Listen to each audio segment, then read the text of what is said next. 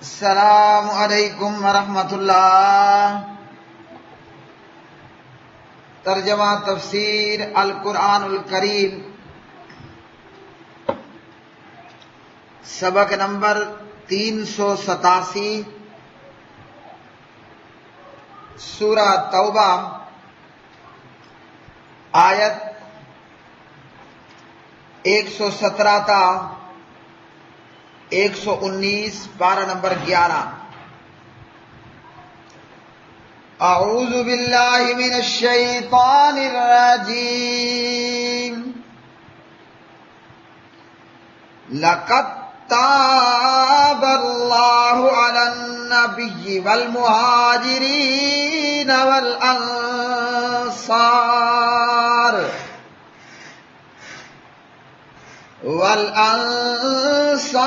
الذين اتبعوه في ساعة العسرة من بعد ما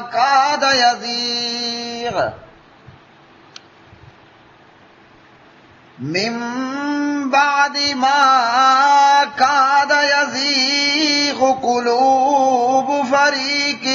منهم ثم تاب عليهم إنه بهم رؤوف رحيم۔ وعلى الثلاثة الذين خلفوا حتى إذا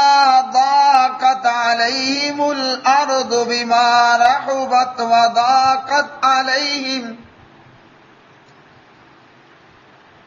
وضاقت عليهم أنفسهم وظنوا أن لا ملجأ من الله إلا إليه ثم تاب عليهم ليتوبوا إن الله هو التواب الرحيم۔ يا أيها الذين آمنوا اتقوا الله وكونوا مع الصادقين۔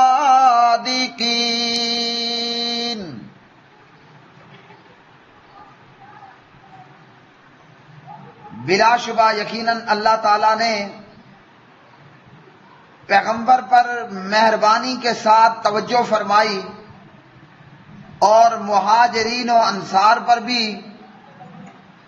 جو تنگ دستی کی گھڑی میں اس کے ساتھ رہے، اس کے بعد کے قریب تھا کہ ان میں سے ایک گروہ کے دل ٹیڑھے ہو جائیں، پھر وہ ان پر دوبارہ مہربان ہو گیا۔ یقیناً وہ ان پر بہت شفقت کرنے والا، نہایت رحم والا ہے۔ اور ان تینوں پر بھی جو موقوف رکھے گئے، یہاں تک کہ جب زمین ان پر تنگ ہو گئی، باوجود اس کے کہ فراخ تھی، اور ان پر ان کی جانیں تنگ ہو گئیں، اور انہوں نے یقین کر لیا کہ بے شک اللہ تعالیٰ سے پناہ کی کوئی جگہ اس کی جناب کے سوا نہیں، پھر اس نے ان پر مہربانی کے ساتھ توجہ فرمائی تاکہ وہ توبہ کریں۔ یقیناً اللہ تعالیٰ ہی ہے جو بہت توبہ قبول کرنے والا، نہایت رحم والا ہے۔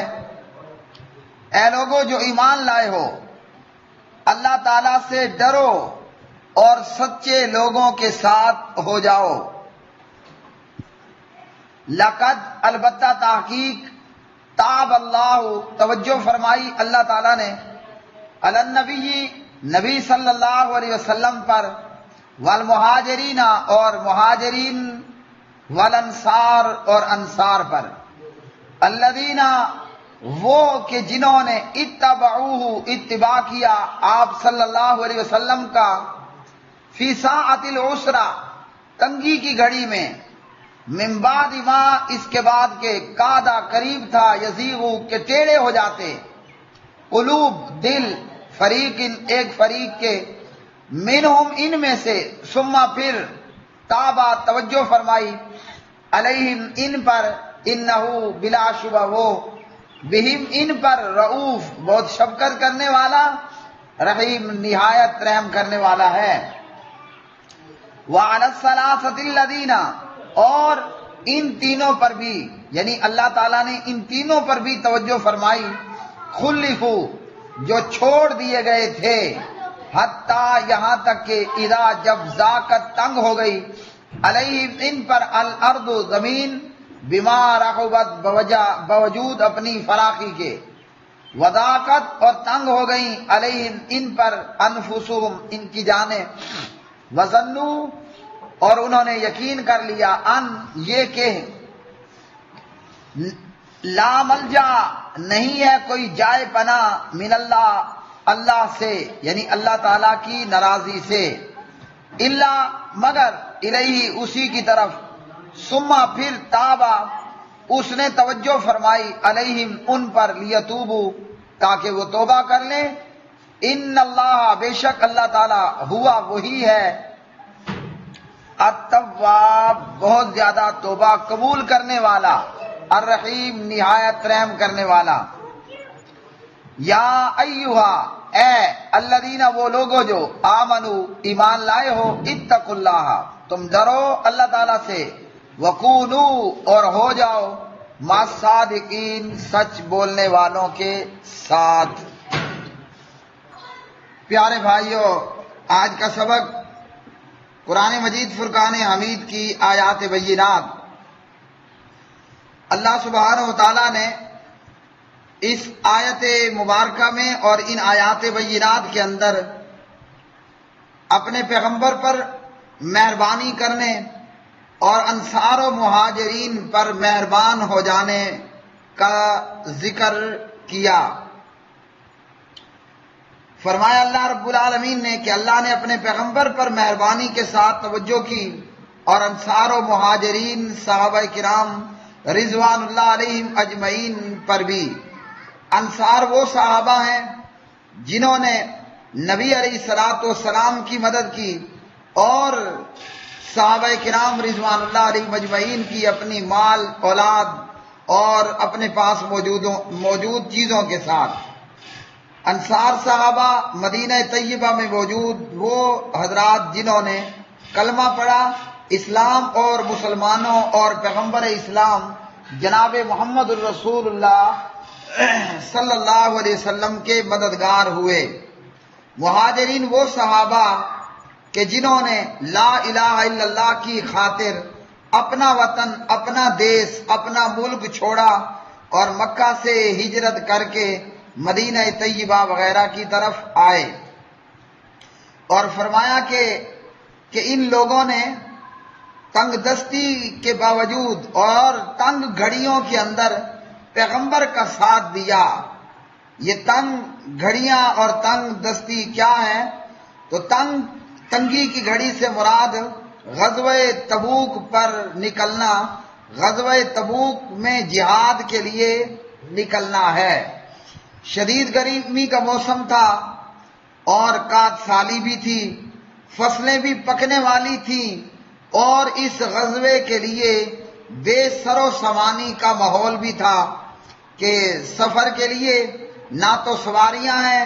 اور نہ کھانے پینے کے لیے پوری طرح زادِ راہ تھا تو تنگی کی اس گھڑی سے مراد غزوہ تبوک پہ روانگی کا وقت نمبر 1 تنگی کہ گرمی اپنے جوبن پر نمبر 2 تنگی کہ کات سالی نمبر 3 کہ فصلیں پک کر تیار ہونے والی نمبر 4 کہ حالت بھی بے سر و سامانی کی اور اسی طرح یہ کہ سفر بھی بڑا لمبا اور دور کا 600 کلومیٹر کا طویل اور مشقت بھرا سفر اور یہاں معاملہ کیا تھا کہ سواریوں کی بھی شدید قلت کمی 10 آدمیوں کے سوار ہونے کے لیے صرف میرے بھائیوں 1 اونٹ تھا اب بتائیے کہ کتنے بندے سوار ہوتے ہوں گے اور کتنے بندے کئی میل تک پیدل چلتے ہوں گے۔ اسی طرح زاد راہ اور کھانے پینے کی سامان کی کمی۔ تو جب اس تنگی کے اس غزوے کا معاملہ پیش آیا تو اللہ کے پیارے نبی علیہ الصلوۃ والسلام کا ساتھ دیا انصار و مہاجرین دونوں قسم کے صحابہ کرام رضوان اللہ علیہ مجمعین نے۔ لیکن یہ کہ چونکہ بڑی تنگی کا معاملہ تھا، گرمی ہے، کات سالی ہے، اور اس پر آزمائش یہ کہ اب فصلیں بھی پکنے والی ہیں، سال یہ 6 مہینے کا انتظار ہوتا ہے کہ فصل پکے گی، تیار ہوگی اور آمدنی حاصل ہوگی۔ اب جب فصل پکنے کا وقت آیا تو اس غزوے میں نکلنے کے لیے کہہ دیا گیا کہ اللہ کی راہ میں جہاد کرنے کے لیے نکلو۔ تو یہاں اس موقع پر بعض صحابہ کرام، بعض سچے پکے مسلمان بھی گھبرانے لگے، اور یہاں ایمان کے پختگی اور ایمان کے امتحان کا وقت آیا۔ لیکن بالآخر صحابہ کے ایمان کی پختگی وہ ان کے نفسانی خواہشات پر غالب آئی، مطلب ان کے ایمان کی پختگی ان کے نفس پر غالب آئی، اور باوجود ہر قسم کی تنگی کے انصار و مہاجرین صحابہ کرام رضوان اللہ علیہ مجمعین پکی ہوئی فصلوں کو بھی چھوڑا، شدید گرمی کے موسم کی پرواہ بھی نہ کی، 600 کلومیٹر کے لمبے اور دور مشقت بھرے سفر کو بھی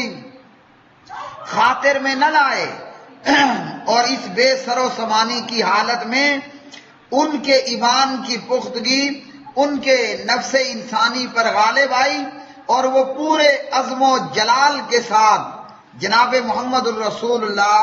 صلی اللہ علیہ وسلم کے ساتھ تبوک میں شرکت کے لیے جہاد فی سبیل اللہ پر نکل کھڑے ہوئے۔ تو اللہ نے ان پر مہربانی کے ساتھ توجہ کی اور اللہ ان پر مہربان ہوا، مطلب کہ اللہ نے اس گھبراہٹ کے عالم میں، بڑی گھبراہٹ ہے بھئی، شدید موسم میں کیسے سفر ہوگا، سواری کے لیے کوئی سواری ہی نہیں ہے،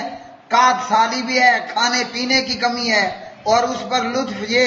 کہ 6 ماہ بعد، سال بعد فصل بھی پک کر کٹائی کے لیے پوری طرح تیار ہے۔ لیکن اللہ انصار و مہاجرین پر جب مہربان ہوا تو گھبراہٹ کے عالم میں بھی وہ پوری ہمت اور جرت کے ساتھ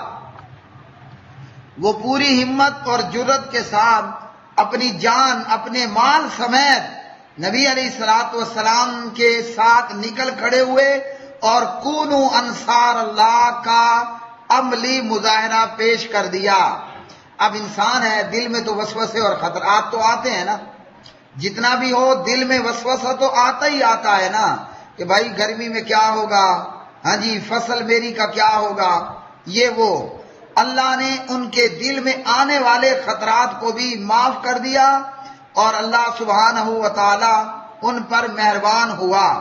پیغمبر پر مہربانی سے مراد یہ ہے کہ نبی علیہ السلام نے جو عذر بنانے والے لوگ آئے تھے، کسی نے کہا کہ میرے ساتھ کوئی پرابلم ہے، کسی نے کہا کوئی پرابلم، جیسے پیچھے کی آیات میں بیان ہوا، تو نبی علیہ السلام نے ہٹے کٹے ان کھاتے پیتے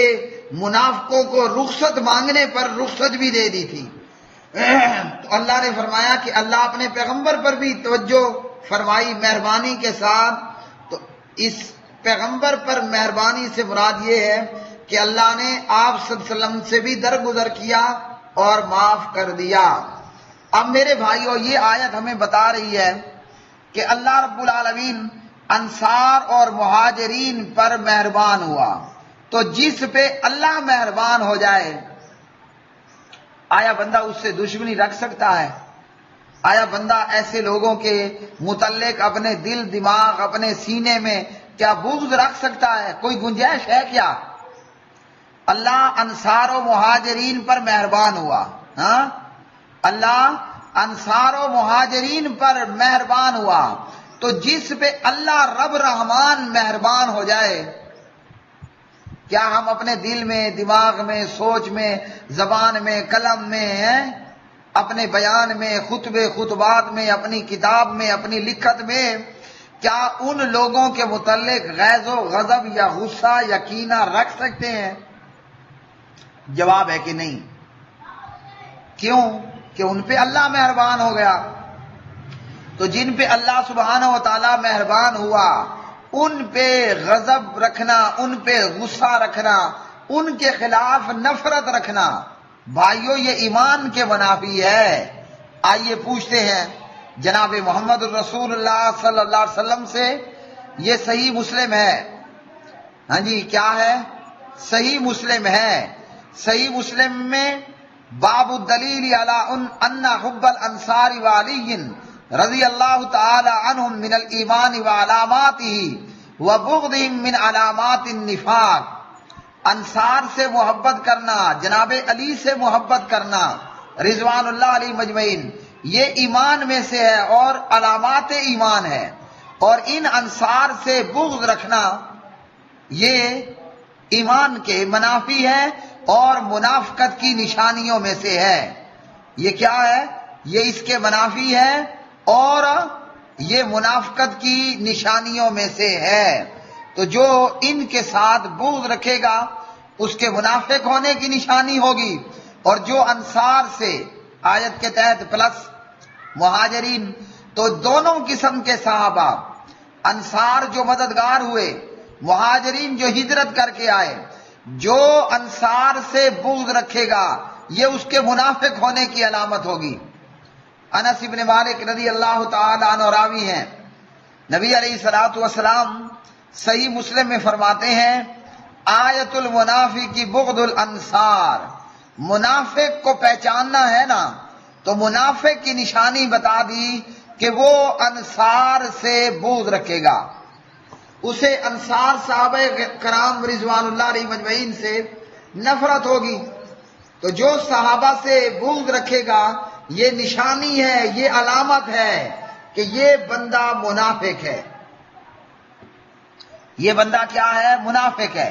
اور فرمایا وآیت المومن، اور مومن کی بھی نشانی ہے، وہ کیا ہے؟ حب الانصار، اللہ اکبر کبیرہ، انصار سے محبت رکھنا۔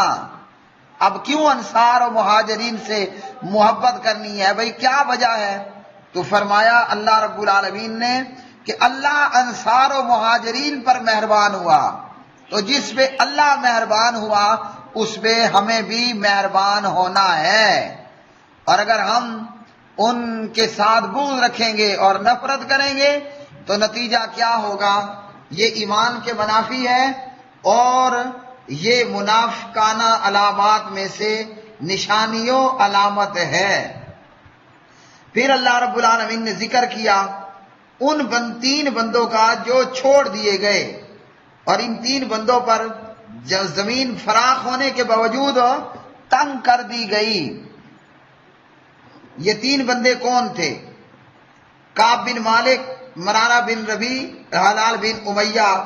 رضی اللہ تعالی عنہم اجمعین۔ ان کا معاملہ یہ تھا